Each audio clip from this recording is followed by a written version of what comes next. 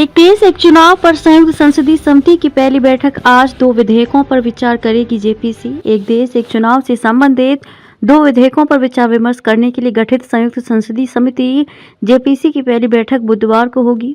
इस बैठक में विधि एवं न्याय मंत्रालय के अधिकारी जेपीसी के सदस्यों को प्रस्तावित कानूनों के प्रावधानों के बारे में जानकारी देंगे। संसद की 39 सदस्यीय जेपीसी के अध्यक्ष भाजपा सांसद पीपी चौधरी हैं। प्रियंका गांधी वाड्रा भी समिति में शामिल।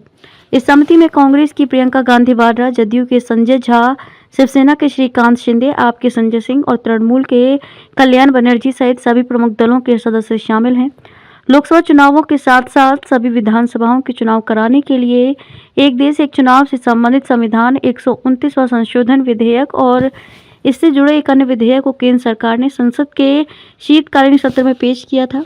दोनों विधेयकों को विचार के लिए जेपीसी में भेज दिया गया है। सरकार ने समिति की सदस्य संख्या 31 से बढ़ाकर 39 रुपये करने का निर्णय लिया है। इसके पीछे उद्देश्य यही है कि सभी प्रमुख दलों के सदस्य इस बड़े निर्णय को लेकर अपनी राय दे सकें।